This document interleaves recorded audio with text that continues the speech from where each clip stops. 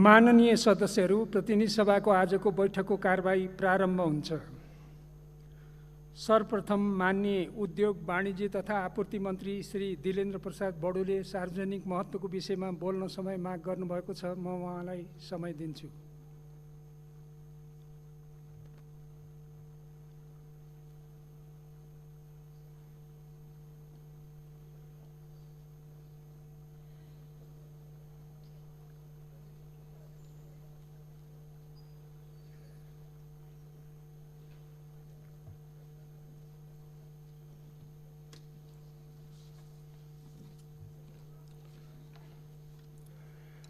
सम्माननीय सभामुख महोदय, केही दिन यता विशेषतः रूस युक्रेन युद्धका कारण विश्व बजारमा पेट्रोलियम पदार्थको चरम अभाव भएको र पेट्रोलियम पदार्थको अन्तर्राष्ट्रिय मूल्यमा अप्रत्याशित वृद्धि भइरहेको कारण नेपालमा पनि बाध्यात्मक रूपमा मूल्य वृद्धि गर्नुपरेको हो। नेपालमा पेट्रोलियम पदार्थको एकमात्र आपूर्तिकर्ता संस्था नेपाल सरकारको पूर्ण स्वामित्वमा रहेको नेपाल आयल निगमको वर्तमान वित्तीय अवस्था र पेट्रोलियम पदार्थमा भएको मूल्य वृद्धि, पेट्रोलियम पदार्थको सहज आपूर्तिमा देखा परेको समस्या र समाधानका लागि सरकारले गरिरहेको प्रयासका सन्दर्भमा सार्वजनिक भइरहेका तथ्यहीन र भ्रामक अभिव्यक्ति एवं समाचार र यसको यथार्थबारे यस सम्मानित सदन समक्ष स्पष्ट पार्ने अनुमति चाहन्छु। सन् 2074 मा नेपाल र भारत सरकार बीच भएको निर्णय अनुसार दुवै देशका सरकारी कम्पनीहरू बीच पेट्रोलियम पदार्थ खरिद बिक्री गर्ने सम्झौता भए अनुरूप नेपाल आयल निगमले पेट्रोलियम पदार्थ अन्तर्राष्ट्रिय बजार मूल्य अनुरूप इन्डियन आयल कर्पोरेसनसँग खरिद गर्ने गरेको छ। पछिल्लो पेट्रोलियम पदार्थ खरिद सम्झौता सन् 2022 को मार्च 31 मा सम्पन्न भएको छ। नेपाल आयल निगमले आर्थिक वर्ष 2077-78 मा पेट्रोल, डिजल, मट्टीतेल र हवाई इन्धन गरी कुल 2 अर्ब 38 करोड लिटर तथा एलपी ग्यास 4,78,000 मेट्रिक टन खरिद गरिएको छ र सो बापत इन्डियन आयल कर्पोरेसनलाई 1 खर्ब 58 अर्ब भुक्तानी गरेको छ। चालू आर्थिक वर्षको जेठ महिनाको पहिलो हप्तासम्ममा करिब 2 खर्ब 57 अर्बको पेट्रोलियम पदार्थ आयात भइसकेको छ, जुन गत आर्थिक वर्षको भन्दा पछिल्लो 10 महिनामा झन्डै 1 खर्ब बढीको आयात भएको अवस्था छ। नेपाल आयल निगमलाई मे 16, 2022 मा प्राप्त नयाँ खरिद मूल्य तथा नेपाल आयल निगमले यही जेठ 9 गतेदेखि लागू हुने गरी गरेको मूल्य समायोजन पश्चात पनि पेट्रोलमा रु 14 रुपियाँ 64 पैसा प्रति लिटर घाटा रही मासिक रु 2 अर्ब घाटा, डिजेलमा रु 26 रुपियाँ 82 पैसा प्रति लिटर घाटा रही मासिक 3 अर्ब 39 करोड घाटा र एलपी ग्यासमा 879 रुपियाँ 75 पैसा प्रति लिटर घाटा रही मासिक 2 अर्ब 92 करोड घाटा तथा तेल, मट्टीतेल र हवाई इन्धनमा मासिक रु 60 करोड नाफा रही सबै नाफा र घाटा मिलाउँदा हाल मासिक रूपमा निगम रु 6 अर्ब 71 करोड घाटामा सञ्चालित रहेको छ। चालू आर्थिक वर्षको हालसम्म नेपाल आयल निगमलाई करिब 47 अर्ब घाटा भइसकेको छ। नेपाल आयल निगमले इन्डियन आयल कर्पोरेसनलाई हाल रु 22 अर्ब 40 करोड रुपियाँ तिर्न बाँकी छ। सम्माननीय सभामुख महोदय, पेट्रोलियम पदार्थको मूल्यमा भएको वृद्धिका कारण सर्वसाधारणलाई पर्न गएको असुविधालाई ध्यानमा राख्दै सरकारद्वारा हाल पेट्रोलियम पदार्थमा लगाइँदै आएको कर समायोजन गरेर मूल्य घटाउने र उपभोक्तालाई राहत प्रदान गर्ने प्रस्ताव 2079-2-10 को मन्त्री परिषदबाट पारित भएको र कर समायोजनका सम्बन्धमा अर्थ मन्त्रालयमा गृह कार्य भइरहेको विषय जानकारी गराउन चाहन्छु। मन्त्री परिषदको सोही निर्णयबाट पेट्रोलियम पदार्थको अल्पकालीन र दीर्घकालीन विकल्प हाल अन्तर्राष्ट्रिय बजारमा पेट्रोलियम पदार्थमा भएको अत्यधिक मूल्य वृद्धि र यसकारण अर्थतन्त्रको समग्र क्षेत्रमा पारेको प्रभाव तथा नेपाल आयल निगमको कार्य सञ्चालन, वित्तीय व्यवस्थापन तथा व्यापार विविधीकरण लगायत क्षेत्रमा गर्नुपर्ने समग्र सुधारका सम्बन्धमा तथा पेट्रोलियम पदार्थको दीर्घकालीन विकल्प स्वरूप विद्युतीय प्रयोगलाई प्रोत्साहन गर्ने कार्यनीति समेतको अध्ययन गरी मार्गचित्र तय गर्न नेपाल सरकारले राष्ट्रिय योजना आयोगका उपाध्यक्षको नेतृत्वमा राष्ट्र बैंकका गभर्नर, अर्थ मन्त्रालय, प्रधानमन्त्री तथा मन्त्रीपरिषदको कार्यालय, ऊर्जा जलस्रोत तथा सिँचाइ मन्त्रालय र उद्योग वाणिज्य तथा आपूर्ति मन्त्रालयका सचिवहरू र विज्ञहरू समेत रहने गरी उच्चस्तरीय कार्यदल गठन गर्ने निर्णय पनि गरेको विषय समेत जानकारी गराउन चाहन्छु। पेट्रोलियम पदार्थको खपतलाई घटाउँदै सवारी साधन तथा खाना पकाउने प्रयोजनमा विद्युतको उपयोगलाई बढाउने तथा सर्वसाधारण जनताले खाना पकाउने ग्यासको उपभोग कम गर्ने र विद्युतको उपयोगमा प्रोत्साहन गर्न विद्युतको महसुलमा सहुलियत प्रदान गरी गरिबीको रेखामुनि रहेका उपभोक्ता एवं विद्यार्थी वर्गलाई विशेष सहुलियतको कार्यक्रमको तयारीमा सरकार क्रियाशील रहेको जानकारी पनि म गराउन चाहन्छु। सम्माननीय सभामुख महोदय, सरकारले नेपाल आयल निगमलाई निजीकरण गर्न लागेको भन्ने विषय पूर्णतः आधारहीन, भ्रामक र असत्य रहेको र आयल निगमलाई निजीकरण नभई प्रशासनिक, वित्तीय एवं व्यवस्थापकीय रूपमा सुधार गरी चुस्त दुरुस्त राख्दै प्रतिस्पर्धी बनाउने विषयमा अध्ययन भइरहेको जानकारी गराउन चाहन्छु। पेट्रोलियम पदार्थको आपूर्तिलाई सहज र प्रतिस्पर्धी बनाउन नेपाल आयल निगमका साथै निजी क्षेत्रलाई समेत आपूर्तिमा सहभागी गराउने विषयमा पनि आवश्यक सुझाव पेश गर्न राष्ट्रिय योजना आयोगका उपाध्यक्षको संयोजकत्वमा गठित कार्यदललाई कार्यादेश दिइएको छ। नेपाल आयल निगमको विकल्प खोज्न थालेको वा निजी क्षेत्रलाई पेट्रोलियम पदार्थको सम्पूर्ण कारोबार सुम्पिन लागेको भन्ने कुरामा कुनै सत्यता नभएको समेत पुनः स्पष्ट गर्न चाहन्छु। नेपाल आयल निगमको भविष्य र नेपालमा पेट्रोलियम पदार्थको सहज आपूर्ति र दिगो व्यवस्थापनका बारेमा सरकार सचेत छ।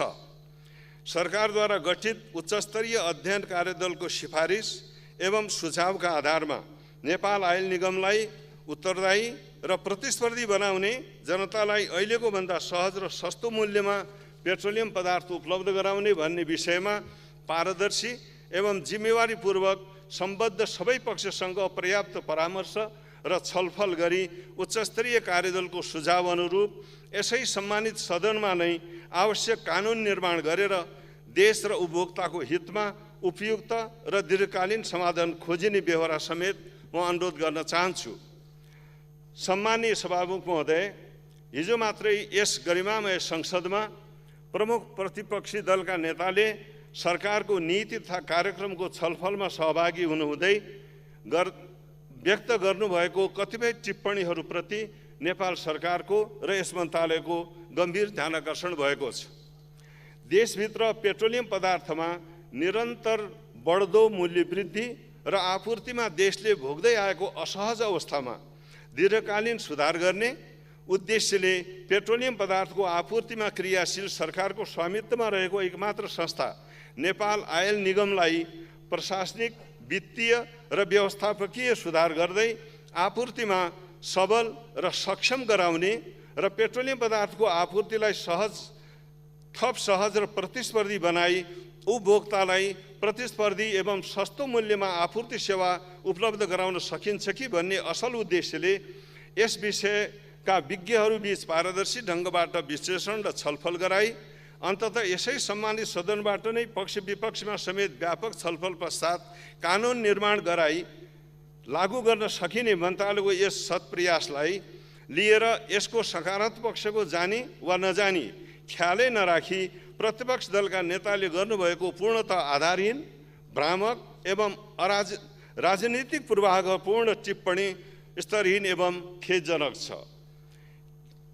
पूर्व प्रधानमन्त्री र प्रमुख प्रतिपक्षी दलको नेता जस्तो जिम्मेवार व्यक्तिबाट सम्मानित सदनको रोस्टम प्रयोग गरेर जनतालाई यति हल्का, आधारहीन र झुट्टा सन्देशहरू सम्प्रेषण गर्नु प्रतिपक्षी दलको नेतालाई आरोप पुष्टि गर्न म चुनौती दिन मान्य चाहन्छु। मन्त्री एकछिन रोकिनुहोस्।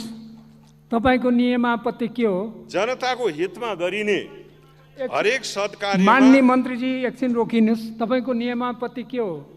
नियमावलीमा स्तरहीन गाली गलौजको शब्दावली प्रयोग गर्न नपाइने व्यवस्था हुँदाहुँदै प्रमुख प्रतिपक्षी दलको नेता संवैधानिक परिषदको सदस्यले यहाँ व्यक्त गरेको कुरा रेकर्ड खोलेर हेरियोस्। जथाभावी मन्त्रीहरूलाई बोल्न पनि छुट छैन। उहाँले यो शब्द फिर्ता लिनुपर्छ भन्ने नियमावली हो सभामुख महोदय। मैले सुनिले, तपाईँ बस्नुहोस्। मन्त्री सम्मानित सभा महोदय, जनताको हितमा गरिने हरेक सत्कार्यमा कमिसन मात्र देखिने दुर्नियत देख्दा र अभिव्यक्ति सुन्दा साउनको महिनामा दृष्टि गुमाएको गोरुले सधैँ हरियो मात्र देख्छ भन्ने उखानलाई स्मरण गराउँछ। आफू प्रधानमन्त्री हुँदा कमिसन नै कमिसनको चासनीमा रमाइरहेको अवस्थामा सत्ता गुमाउनु पुगेकाले कमिसन बाहेक के नै देख्न सक्द र सोच्न सक्दछ भन्ने कुरालाई स्मरण गराउँछ। यस टिप्पणीले पूर्व प्रधानमन्त्री र दलकै नेताकै व्यक्तित्व र गरिमालाई कति क्षति पुर्याएको छ स्वयं बुझ्ने विषय हो। सत्ता गुमाएको कुण्ठा र रोदन कम गर्न पनि के हो मान्य सदस्यहरू? एकछिन रोकिनुहोस्। के हो मान्य सदस्यहरू?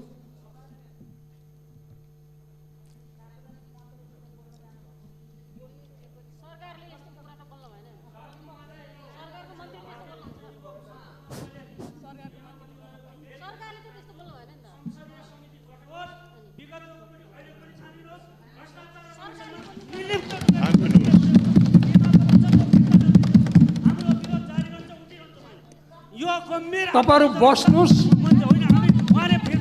मेरो ध्यान आकर्षण भएको छ। बस्नुहोस् मन्त्रीजी, अगाडि जानुहोस्। हामी विरोध गरिरहन्छौँ। यो गम्भीर आपत्तिजनक र यो आरोप उहाँले फिर्ता लिनुपर्छ। जथाभावी बोल्न मन्त्रीलाई छुट छैन। धन्यवाद। मन्त्रीले जथाभावी बोल्न छुट छ। यो संसदीय समिति छानबिन होस्। हामी तयार छौँ, हिजोको पनि आजको पनि। जथाभावी बोल्ने कमिसन कार्य मन्त्रीले बोल्न यो अधिकार छैन। बस्नुहोस्, बस्नुहोस्, संयमित हुनुहोस्, सम्हालिनुहोस्।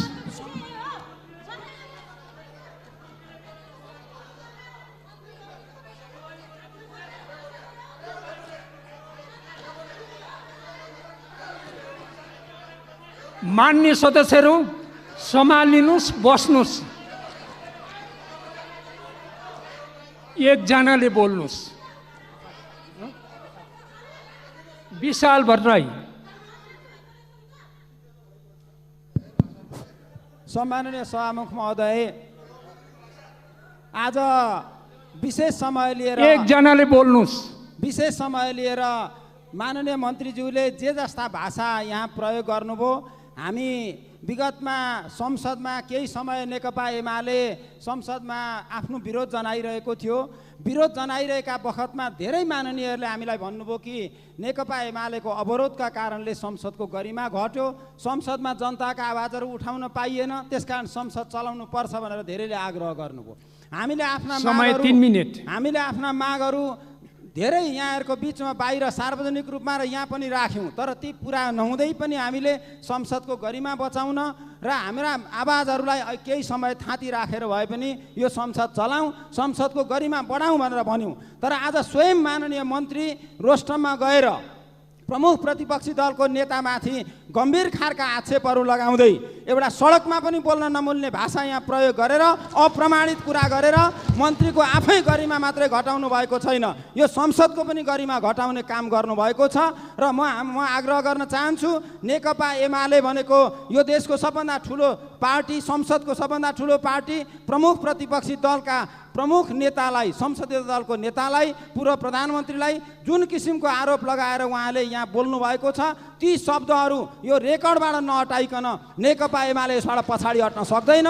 हामी सभामुखज्यूलाई आग्रह गर्न चाहन्छु, अगाडि बोल्ने मान्यज्यूले पनि भनिसक्नु भएको छ, ती शब्दहरू फिर्ता लिनुपर्छ, रेकर्डबाट हटिनुपर्छ, अनि मात्र यो सदन अगाडि बढ्न सक्छ। जथाभावी बोल्ने थलो होइन यो। संसद भनेको जनताका आवाजहरू बोल्ने थलो हो। यहाँ एकले अर्कालाई अनावश्यक आरोप लगाउने ठाउँ होइन।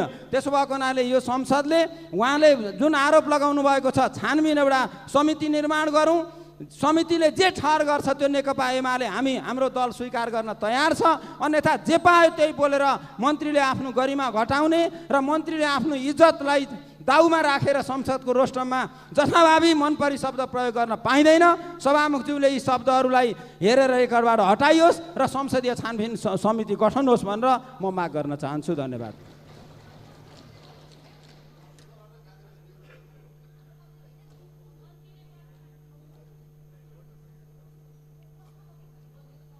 मान्य मन्त्रीजी आफ्नो भनाइ बाँकी छ भने राख्न सक्नुहुन्छ।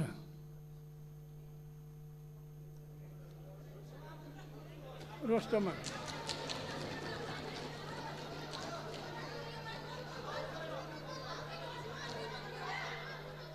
मान्य सदस्यहरू तपाईँले भनिसक्नु भएको छ, ती कुराहरू हेरेर विचार गरेर गर्ने भन्नुभएको छ। म हेर्छु, विचार गर्छु र गर्छु।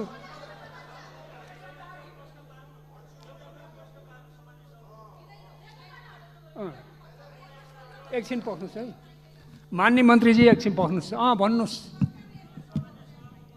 खास गरिकन माननीय मन्त्रीज्यूले जे कुरा भन्नुभएको छ त्यसमा नेकपा एमाले संसदीय दल के कुरामा प्रश्न छ भने विगतको र अहिलेको 1 गते र 9 गते जबकि 15 दिनमा मूल्य समायोजन हुन्छ, जानकार नभएका मन्त्रीले जथाभावी बोलेर संवैधानिक परिषदको सदस्य प्रमुख प्रतिपक्षी दलको नेतालाई अप्रमाणित जुन आरोप लगाउनु भएको छ, असंसदीय आरोप लगाउनु भएको छ असंसदीय भाषामा, त्यो कुराको चुनौतीका साथ हामी भन्छौँ विगत र अहिलेसम्मको मूल्य समायोजनको निम्ति यो संसदीय समिति छानबिन गरेर कठघरामा मन्त्रीलाई पनि उठाओस्। हामी छानबिनमा तयार छौँ, हाम्रो बारेमा पनि छानबिन हुन हामी तयार छौँ। मन्त्रीजी तयार हो कि होइन? सम्मानीय सभामुख, यो कुरा चाहियो। एक अर्को कुरा, माननीय मन्त्रीज्यूले जो आपत्तिजनक शब्द प्रयोग गर्नुभएको छ उहाँले फिर्ता नलिन्जेलसम्म हामी यो हाउसमा अवरोधको रूपमा यो हामीले जो विरोध छ जारी रहन्छ।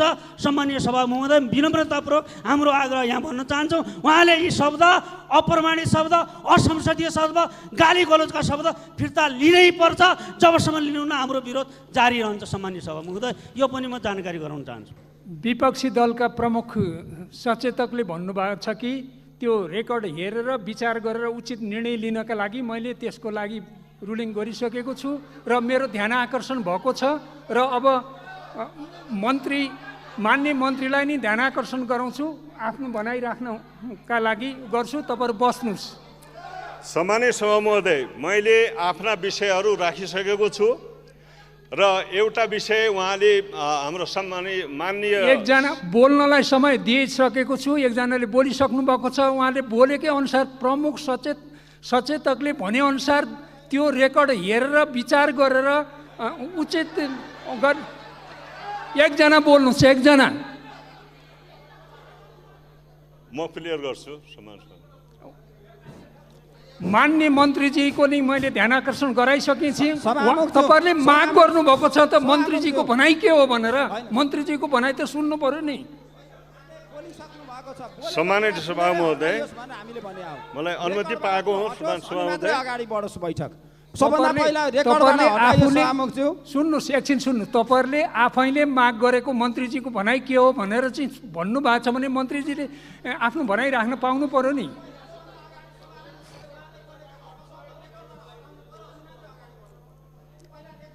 मेरो ध्यान आकर्षण भएको छ, तपाईँहरू बस्नुहोस्।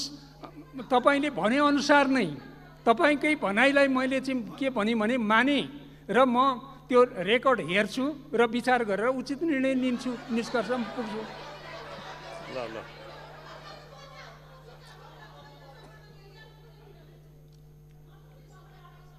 मान्य मन्त्रीजी अगाडि बढ्नुहोस्। सम्माननीय सभा महोदय, मान्य सांसदहरूको एउटा जिज्ञासा, मान्य सांसदहरूले जिज्ञासा जुन राख्नु भएको छ, हिजो मात्रै हामी संसदमा रहँदा नेपाल आयल निगमलाई खारेज गरेर कुन आधारमा भनियो नेपाल आयल निगमलाई खारेज गरिएर कमिसन खाएर आधा कमिसन खायो, आधा कमिसन बाँकी छ भन्ने जस्ता झुटा निराधार पूर्वाग्रही नै हो त्यो अभिव्यक्ति। र त्यो अभिव्यक्ति प्रतिपक्षी दलको नेताले आधारहीन र झुटा आरोप लगाएको छ। यो आरोप खेदजनक छ र यसको हामी विरोध गर्छौँ। यो आपत्तिजनक छ, यो आधारहीन छ, झुटा छ र पूर्वाग्रही छ। मैले यति मात्रै भनेको छु।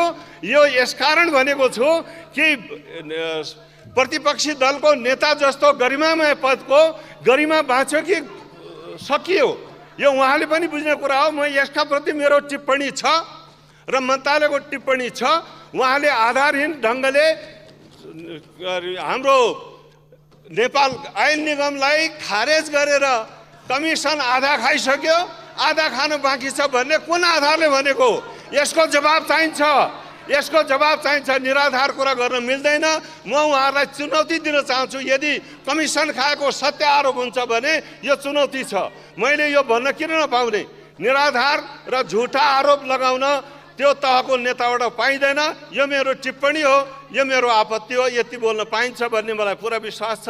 यो बाहेक मेरो सम्मान उहाँप्रति रहन्छ। तर उहाँले जसरी यो रोस्टम प्रयोग गरेर जनतालाई कुन झुटा र आधारहीन आरोपहरू सार्वजनिक रूपमा बोल्नुभयो, यो आपत्तिजनक छ। यति मात्र मैले भन्न चाहेको। हस्, धन्यवाद। धन्यवाद सभा महोदय। मान्य सदस्यहरू बस्नुहोस्, आधिकारिक रूपमा सुन्नुहोस्। पहिला कुरा, मान्य सदस्यहरू कुरा सुन्नुहोस्। मेरो कुरा आधिकारिक रूपमा, औपचारिक रूपमा, संस्थागत रूपमा विपक्षी दलको प्रमुख सचेतकले त्यो रेकर्ड हेर्नुहोस्, विचार गर्नुहोस् र उचित निष्कर्षमा पुग्नुहोस् भनेर भनिसकेपछि फेरि तपाईँहरू प्रत्येकको उत्तर दिने कुरा हुने। तपाईँहरू बस्नुहोस्, मेरो आग्रह छ, तपाईँहरू बस्नुहोस्। मेरो ध्यान आकर्षण भएको छ, बस्नुहोस्।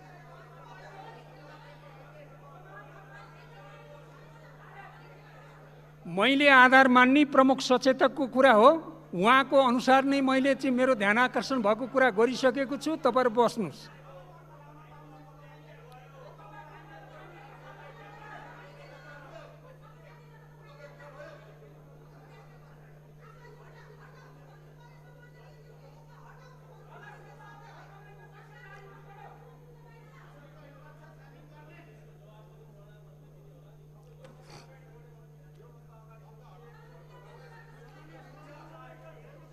यो बैठक 15 मिनटका लागि स्थगित हुन्छ।